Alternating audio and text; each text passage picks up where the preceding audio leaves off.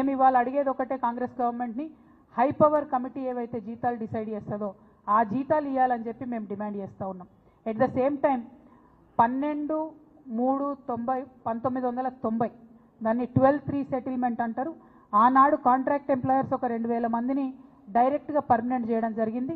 ఇప్పుడు ఉన్నటువంటి 22,000 మంది కాంట్రాక్ట్ వర్కర్స్ని కూడా ఆ 12/3 సెటిల్మెంట్ ప్రకారం పర్మనెంట్ చేయాలని చెప్పి నేను యాజమాన్యాన్ని డిమాండ్ చేస్తూ ఉన్నాను. దీనికోసం ఖచ్చితంగా పోరాటం చేస్తాం, సాధిస్తామనేటటువంటి విశ్వాసం కూడా నాకున్నది.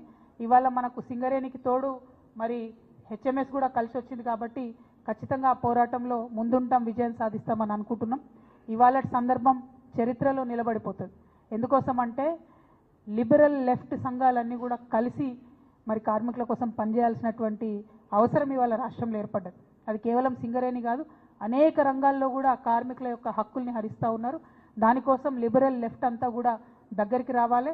ఇవాళటి ఈ సింగరేణి జాగృతి హెచ్ఎంఎస్ యొక్క అలయన్స్ ఏదైతే ఉందో, కలయిక ఏదైతే ఉందో, ఇది ఖచ్చితంగా రేపటి నాడు అన్ని లెఫ్ట్ సంఘాలు ఒక తాటి మీదకి రావడానికి ఉపయోగపడతాయని చెప్పి నేను బలంగా నమ్ముతూ ఉన్నాను.